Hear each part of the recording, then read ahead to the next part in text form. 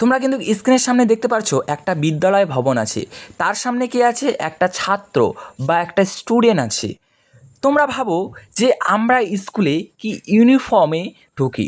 দেখো, এই যে স্টুডেন্ট বা ছাত্রটা সে কিন্তু ইউনিফর্ম ড্রেসে আছে, কিন্তু আমরা যদি কেউ ইউনিফর্ম না পরে আমাদের কি যে ঘরের পোশাকে আমরা কোথাও ঘুরতে যাই, সেই পোশাক পরে আমরা যদি স্কুলে যাই, আমাদের কি ঢুকতে দেয়? তোমরা বলো কমেন্টে। না, ঢুকতে দেয় না। কেন? কারণ স্কুলের একটা কি নিয়ম আছে, তাই তোমাকে কিন্তু ঢুকতে দেয় না। আবার তুমি ভাবো যে স্কুলে আমাদের গেটে ঢোকার টাইম বা আমাদের স্কুলের ভিতরে ঢোকার টাইম কয়টা? 10:30, বা আমি ধরে নিলাম 11টা। কিন্তু তুমি যদি 11টার পরে যাও, মানে ধরো 11:30টার দিকে গেলে, তোমাকে কি স্কুলে ঢুকতে দিবে বলো? না, স্কুলে কিন্তু ঢুকতে দেবে না। কেন? কারণ এটা হলো স্কুলের নিয়ম। এই যে স্কুলের নিয়ম, এটাকেই কিন্তু আমরা এক কথায় বলতে পারি আইন। ঠিক আছে? তো তোমরা বলো আইনটা কি? যে আমাদের যে বিভিন্ন নিয়মকানুন, সেটাকে আমরা বলি আইন। তো আশা করি তোমরা কিন্তু বুঝতে পারলে যে আইনটা কি। এখন আমরা আইনের ব্যুৎপত্তিগত অর্থ, মানে আইন শব্দটি কোথা থেকে এসেছে। এই যে আইন, এটার কিন্তু ইংরেজি প্রতিশব্দ হলো লেক। কি? লেক। এই লেক শব্দটি আবার টিউটনীয় ল্যাক থেকে এসেছে, যার অর্থ কি ডিফাইন্ড বা নির্দিষ্ট। সুতরাং আইনের ব্যুৎপত্তিগত অর্থ কি? যা নির্দিষ্ট। এটা কিন্তু তোমরা লিখে নেবে খাতায়। ঠিক আছে? এবার দেখো, সংকীর্ণত্বে আইন ও ব্যাপকত্বে আইন। আমরা সংকীর্ণত্বে আইন বলতে কি বলতে পারি? আমরা যে সমাজে বসবাস করি, আমাদের সমাজে বসবাস করতে হলে বেশ কিছু নিয়মকানুন মানতে হয়। ঠিক আছে? এটাকেই কিন্তু আমরা সংকীর্ণত্বে আইন বলতে পারি। কি বললাম? আরও ভালো করে শুনে যাও। আমরা যে সমাজে বসবাস করি, সমাজে বসবাস করতে হলে বেশ কিছু নিয়মকানুন মানতে হয়, সেটাকে আমরা কি সংকীর্ণত্বে আইন বলতে পারি। কিন্তু ব্যাপকত্বে আইন কি সেটা? না, ব্যাপকত্বে আইন বলতে আমরা কি সামাজিক আইন পাবো, ধর্মীয় আইন পাবো ও প্রাকৃতিক নিয়মকানুন। সামাজিক আইন আইন কোনগুলো? এই যে বিভিন্ন রীতিনীতি, হ্যাঁ, সমাজে চলে আসছে, সেগুলোকে আমরা সামাজিক আইন বলবো, মানে সমাজে যেগুলো চলে আসছে সেটাকে। ধর্মীয় আইন মানে তোমরা জানো, মানে ধর্মের ক্ষেত্রে যে আইনটা, সেটাকে আমরা বলবো ধর্মীয় আইন। আর প্রাকৃতিক নিয়মকানুন, ঠিক আছে, আমাদের যে প্রাকৃতিক নিয়মকানুন, সেটাও কিন্তু আমাদের কি এই ব্যাপকত্বে আইনের মধ্যে পড়বে। কিন্তু সংকীর্ণত্বে আইন বলতে যদি আমরা তোমাদের সংজ্ঞা চাই, তাহলে তোমরা লিখবে যে সমাজে বসবাস করতে হলে বেশ কিছু নিয়মকানুন মানতে হয়, সেটাই কিন্তু সংকীর্ণত্বে আইন। কিন্তু ব্যাপকত্বে আইন বলতে আমরা কি সামাজিক আইন বুঝবো, ধর্মীয় আইন ও প্রাকৃতিক নিয়মকানুন। তো আশা করি তোমরা কিন্তু আইনটা বুঝতে পারলে। ঠিক আছে? এবার দেখো, আমি আইনের বৈশিষ্ট্য কয়েকটা লিখিয়ে দিয়েছি, তোমরা বৈশিষ্ট্যগুলো ভালো করে দেখে নেবে। দেখো, আইন হলো সর্বজনীন। আইন হলো সর্বজনীন। কেন সর্বজনীন? কারণ এটি এটি কি সকলকে মানতে হবে। সমাজের যতগুলো নাগরিক, বা আমরা তো একটা রাষ্ট্রে বসবাস করি, আমরা কি, আমরা তো দেশের একটা নাগরিক। তো আমরা কি এই যে সমাজের যে নিয়মকানুন আছে বা আমাদের যে দেশের নিয়মকানুন আছে, এটা কিন্তু আমাদের সকলকেই মানতে হবে। তাই আইন কিন্তু আমাদের কি সর্বজনীন। তো আশা করি তোমরা বুঝতে পারলে এই পয়েন্টটা। এবার দেখো, আইন মানুষের বাহ্যিক আচার আচরণ নিয়ন্ত্রণ করে। ঠিক আছে? বাহ্যিক মানে কি? বাহ্যিক মানে বাইরের। ঠিক আছে? তাহলে আইন মানুষের এই যে আমাদের কি বাহ্যিক, বাহ্যিক মানে কি আমাদের বাইরের, বাইরের আচার আচরণ, আমরা যে বাইরে আচার আচরণ করি, সেটাকে কিন্তু নিয়ন্ত্রণ করে কে? এই আইন। তোমরাই বলো, আইন কি আমাদের ভিতরের নিয়ন্ত্রণ করতে পারে? মানে আমাদের শরীরের ভেতরে কি নিয়ন্ত্রণ করতে পারে?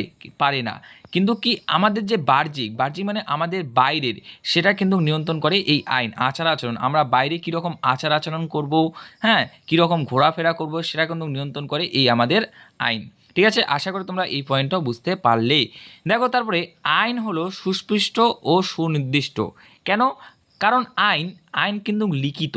ঠিক আছে? আইন একটা সংবিধানে লিখিত, তাই আইনটা কি সুনির্দিষ্ট ও সুস্পষ্ট।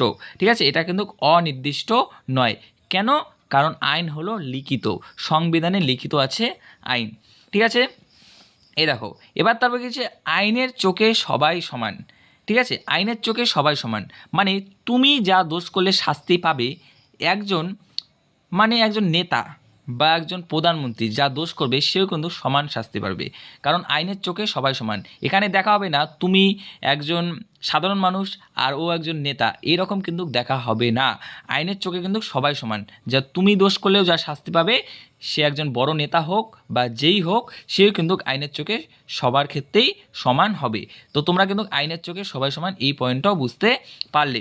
এবার দেখো আইন অমান্য করলে শাস্তি প্রদান। দেখো কি বললাম, একটু আগে বললাম যে তুমি যদি কোনো একটা ভুল করো তোমাকে যা শাস্তি দেওয়া হবে সেম কোনো নেতা হোক, হ্যাঁ, তাকেও কিন্তু কি সেম শাস্তি দেওয়া হবে বা প্রদান করা হবে। তো তোমরা কিন্তু এই পয়েন্টটাও বুঝতে পারলে। এবার দেখো রাষ্ট্রের আইন কেবল রাষ্ট্রের মধ্যেই সীমাবদ্ধ। রাষ্ট্রের আইন মানে কি, আমাদের যে দেশের আইন সেটা কিন্তু আমাদের দেশের মধ্যেই সীমাবদ্ধ। আমাদের দেশের আইন আবার কিন্তু আন্তর্জাতিক স্তরে যাবে না, আমাদের রাষ্ট্রের আইন রাষ্ট্রের মধ্যেই সীমাবদ্ধ।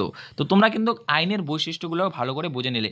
এটা কিন্তু দেখো পরীক্ষায় তোমাদের কীভাবে কোশ্চেন আসবে যে আইন কি, ঠিক আছে, এটা 2 মার্কসের থাকবে, ঠিক আছে। এবার আইনের বৈশিষ্ট্যগুলি লেখো, এটা 4 মার্কসের, তাহলে কত 2 + 4 তাহলে 6, এইভাবে কিন্তু তোমাদের কোশ্চেন দিতে পারে। তাহলে তোমাদের কিন্তু এইখানে একটা কোশ্চেন হয়ে গেল।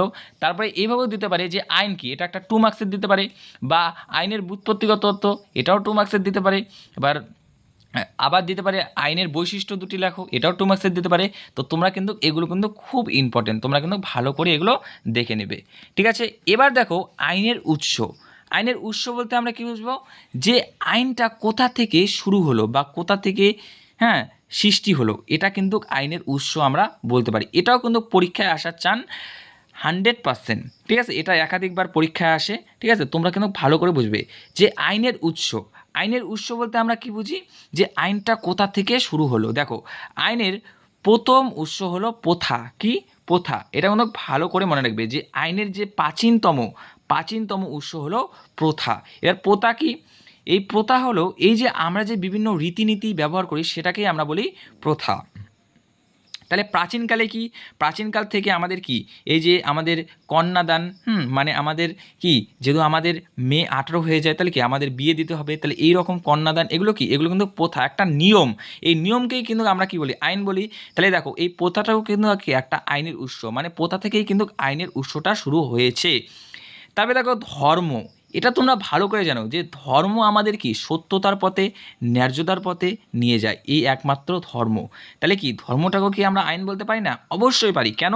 কারণ ধর্মের মধ্যে যাগযজ্ঞ, মানে হিন্দু ধর্মের ক্ষেত্রে, ঠিক আছে, আবার তোমার মুসলিম ধর্মের ক্ষেত্রে কি ওদের তালাক, বিবাহ এই রকম, ঠিক আছে। আবার খ্রিস্টান ধর্মে আবার আবার তোমরা এটা ভাবো যে আমাদের যদি কারো মৃত্যু হয় আমাদের কি করা হয়, হিন্দু ধর্মের পুড়িয়ে দেওয়া হয়, কিন্তু যারা মুসলিম ধর্ম তাদের কি হয়, তাদের কিন্তু পুড়িয়ে দেওয়া হয় না, তাদের কি কবর দেওয়া হয়। তাহলে দেখো এগুলো কিন্তু একটা নিয়ম, তাহলে এগুলো কিন্তু আমরা আইনের উৎস হিসাবে ধরতে পারি। এবার বিচারালয়ের রায়, বিচারালয়ের কি মানে আদিম যুগে, হ্যাঁ, কারো কিছু হলে তখন কি এক জায়গায় সওয়াল হতো, তারা যে বিচারালয়ের রায় দিত, এটাও কিন্তু আমরা আইনের উৎস বলতে পারি। আর ন্যায় বিচারটাও কি, যে সকলে কি সমান মর্যাদা পাবে, এই রকম কি একটা ন্যায় প্রতিষ্ঠা করা হবে, ঠিক আছে। এইগুলো কিন্তু আমরা আইনের উৎস হিসাবে ধরতে পারি। তো তোমরা কিন্তু আইনের উৎসটাও ভালো করে শিখে নেবে, কারণ এটাও কিন্তু পরীক্ষায় আসার চান্স, ঠিক আছে। এবার দেখো আইনের শ্রেণীবিভাগ, ঠিক আছে। দেখো প্রাকৃতিক আইন, রাষ্ট্রীয় বা জাতীয় আইন, আন্তর্জাতিক আইন, ঠিক আছে। এখন কিন্তু প্রাকৃতিক আইনকে ধরা হয় না, ঠিক আছে, রাষ্ট্রীয় বা জাতীয় আইনকেই বলা হয়। প্রাকৃতিক আইন মানে তোমরা জানো যেই আইনটা কি মানে আমাদের সমাজে চলেই আসছে সেটাকে আমরা প্রাকৃতিক আইন বলতে পারি। কিন্তু রাষ্ট্রীয় বা জাতীয় আইন কি আর আন্তর্জাতিক আইন কি, এই দেখো জাতীয় মানে কি আমাদের যে দেশ, আর রাষ্ট্রীয় মানে কি আমাদের যে রাষ্ট্র। তাহলে আমাদের দেশ ও রাষ্ট্রের মধ্যে যেই আইন সেটাকে আমরা বলবো জাতীয় আইন বা রাষ্ট্রীয় আইন। আবার ভালো করে শোনো, এই যে আমাদের যে দেশ, মানে আমাদের দেশের নাম কি ভারতবর্ষ, ঠিক আছে, আমাদের দেশ ভারতবর্ষ। তাহলে এই যে ভারতবর্ষের ভিতরে যে আইন থাকবে সেটাকে আমরা বলবো কি জাতীয় বা রাষ্ট্রীয় আইন। কি বলবো, জাতীয় বা রাষ্ট্রীয় আইন, মানে আমাদের যে দেশের ভিতরে আইন থাকবে সেটাকে আমরা বলবো রাষ্ট্রীয় বা জাতীয় আইন। কিন্তু আন্তর্জাতিক আইনকে আমরা কি জাতীয় আর রাষ্ট্রীয় আইন বলবো না। আন্তর্জাতিক আইন কি, এই যে তোমরা জানো আমাদের যে দেশ, ঠিক আছে, দেশ, একটা দেশের সাথে আর একটা দেশের কি সম্পর্ক থাকে, কি থাকে সম্পর্ক, ঠিক আছে। অনেকগুলো কি দেশ আছে আমাদের, তাহলে এই দেশেরগুলো কি সম্পর্ক থাকে, একটা দেশের সাথে একটা দেশের সম্পর্ক। আবার কি অনেকগুলো ছোট ছোট দেশ আছে, অনেকগুলো বড় বড় দেশ, ঠিক আছে, এটা একটা বড় দেশ, এটা একটা বড় দেশ, এটা একটা বড় দেশ, কিন্তু অনেকগুলো কি ছোট ছোট দেশও থাকে।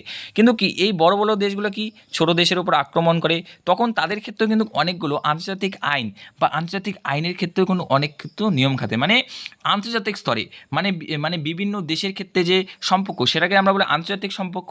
তাহলে আন্তর্জাতিক আইন মানে কি, যে আন্তর্জাতিক স্তরে যেই নিয়মকানুন সেটাকে বলবো আমরা আন্তর্জাতিক আইন। মানে একটা আমরা উদাহরণ দিলাম যে ছোট দেশের উপর বড় দেশগুলো কীভাবে আক্রমণ করবে, এটা একটা নৈতিক বিষয়ের মধ্যে পড়ে, তাহলে এটা কিন্তু আন্তর্জাতিক আইন হিসেবে আমরা বলতে পারি। এবার দেখো তোমাদের এই যে আইনের গুরুত্ব বা কী বা প্রয়োজনীয়তা কী, যে আইনটা কেন হলো বা কিসের জন্য হলো, তোমরা তো বলতে পারো যে এর গুরুত্ব কী বা এর প্রয়োজনীয়তা কী। তাহলে কেন, দেখো সমাজে শৃঙ্খলা বজায় রাখা মানে কি, যেহেতু সমাজে শৃঙ্খলা বজায় রাখে, কেউ যদি কি বিশৃঙ্খলা না করে, সমাজে একদম শৃঙ্খলা শান্তিতে থাকে, সেটাই কিন্তু আইনের প্রয়োজনীয়তা বা গুরুত্বের মধ্যে পড়ে। এটা অপরাধ দমন করা, যেহেতু আমাদের আইন না থাকতো কি সবাই অপরাধ করে বেড়াতো, হ্যাঁ, যে যার ইচ্ছা কি চুরি করতো, ডাকাতি করতো, তাহলে কি কোনো একটা কিছু থাকতো না। তাহলে কি এই যে আইনের গুরুত্ব, এটাও কিন্তু আমরা বলতে পারি। এবার কি ন্যায় বিচার প্রতিষ্ঠা করা মানে কি, একদম ন্যায্যতা, ঠিক আছে, এটা কিন্তু প্রতিষ্ঠা করতে পারে এই আইনের মাধ্যমে, ঠিক আছে। এবার ব্যক্তির অধিকার রক্ষা, আমরা যে ব্যক্তি আমাদেরও রক্ষা করে কে, আইন। আমাদের উপর কিন্তু কেউ কিছু করতে পারে না, আমরা আইনের মাধ্যমে সেটা বলতে পারি। এবার কি শান্তি ও স্থিতিশীলতা, কি আমাদের আইনের মাধ্যমে আমরা কি সমাজের শান্তিতে থাকতে পারি এবং স্থিতিশীলতাভাবে থাকতে পারি। তো তোমরা বলো আজকের ক্লাসটা কেমন লাগলো, তোমরা কিন্তু অবশ্যই বলবে। আমার তো মনে হয় তোমরা আজকে ক্লাসটা খুব মজা পেয়েছো, তোমরা কিন্তু কমেন্টে অবশ্যই জানাবে। আরও কি তোমরা পলিটিক্যাল সায়েন্সের ক্লাস চাও, সেটাও কিন্তু কমেন্টে জানিয়ে দেবে। তো চলো আজকের ভিডিও এই পর্যন্তই প্রিয় ভাই বোনেরা।